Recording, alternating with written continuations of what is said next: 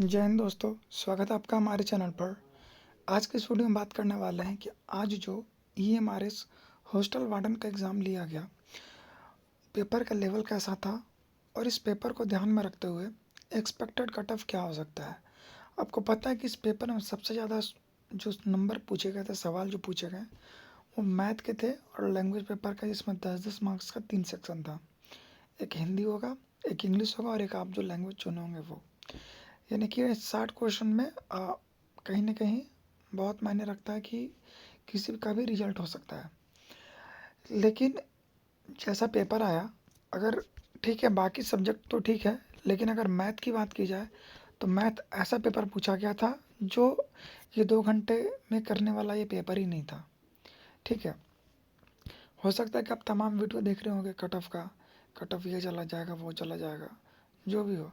लेकिन मैं अपना खुद से मैं एग्ज़ाम में बैठा हूँ, बता रहा हूँ। और मैं आपको बता दूँ, कल मेरा एनटीपीसी मेंस का पेपर था, आज जीएमआरएस का पेपर था। 2 दिन पहले मेरा सीजीएल प्री का रिजल्ट हुआ है और काफ़ी अच्छे मार्क्स है मेरे सीजीएल में, 160 का राउंड में है। तो कोई ऐसा वैसा नहीं कि कुछ भी मैं बोल के चला जा रहा हूँ। अब जो मैथ का पेपर आया, मुझे खुद सॉल्व करने में मुझे ऐसा लग रहा था कि ये 2 घंटा का पेपर ही नहीं है। कम से कम मैं 1 घंटा में इस पेपर में सिर्फ मैथ बनाया हूँ। 2 घंटे के एग्ज़ाम में मैं 1 घंटा सिर्फ मैथ बनाया हूँ, कम से कम। ज़्यादा ही है, उससे कम नहीं है। एग्ज़ाम ख़त्म हुआ, सब को यही बोल रहे थे मैथ का पेपर कठिन है। तो कहीं ना कहीं अगर 100 नंबर के पेपर में जो हाईएस्ट स्कोरर जो सब्जेक्ट होता है मैथ और रीजनिंग, रीजनिंग तो फिर भी ठीक है, लेकिन अगर मैथ हाई स्कोरर सब्जेक्ट है और अगर वही सबसे कठिन आ गया तो फिर कट ऑफ कैसे हाई चली जाएगी। ठीक है, तो इस बात का तो एकदम क्लियर कट है, कट ऑफ ज़्यादा नहीं जाने वाली है। ठीक है, पहली चीज़ है। जीके का जो सवाल पूछा गया था, इंडियन पॉलिटी का कंसेप्चुअल सवाल था, कोई भी उसको अगर बढ़िया से नहीं पढ़ा होगा तो नहीं बना सकता। ठीक है, अगर आप कंप्यूटर देखेंगे तो कंप्यूटर इजी आया था। ठीक है, प्रीवियस ईयर के हिसाब से इजी ही था। उसके बाद अगर आप देखेंगे हिंदी, तो हिंदी का पेपर बहुत अच्छा था। लोग बोलते हैं हिंदी में स्कोर कर लेंगे, नहीं। हिंदी का पेपर भी, अगर जिनका लैंग्वेज कॉम्पिटेंसी होगा वो भी, और जो लैंग्वेज जो 10 नंबर का अलग से था वो भी, वो दोनों पेपर जो हिंदी का था वो काफ़ी अच्छा पूछा गया था।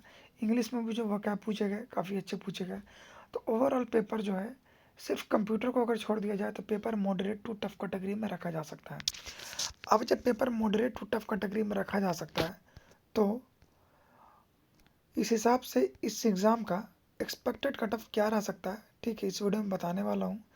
ठीक है, तो अगर आप मुझसे पूछेंगे, हालांकि मैं भी खुद एग्ज़ाम में अपीयर हूँ, एग्ज़ाम में अपीयर हूँ इसलिए नहीं क्योंकि मैं अपने बारे में बता दूँ, मैं भी रेलवे में जॉब कर रहा हूँ। ठीक है, और भी आगे की तैयारी कर रहा हूँ, कंटिन्यू प्रिपरेशन में हूँ। अभी मेरे डीएफसी मेंस का पेपर था, एसएससी सीजीएल प्री हुआ, NTPC graduate mains, under graduate mains, उसके बाद ईएमआरएस का एग्ज़ाम। तो कंटिन्यू मैं फ्लो में हूँ, तो कोई ऐसा नहीं कि कुछ भी मैं बता रहा हूँ या तैयारी में नहीं हूँ तो नहीं बना। ठीक है, फिर भी मैंने 23 क्वेश्चन सही किए मैथ में। अब अगर इसमें अगर एक्सपेक्टेड कट ऑफ की अगर मैं बात करूँ, तो अगर आप यूअर कैटेगरी से बिलोंग करते हैं, तो अगर आपके 60 से 62 के अराउंड में अगर आपके स्कोर बन जाएंगे, तो आप ये मान के चलिए कि आप ये एग्ज़ाम को क्वालिफाई करने जा रहे हैं। ठीक है, ठीक है, 60 से 62 नंबर।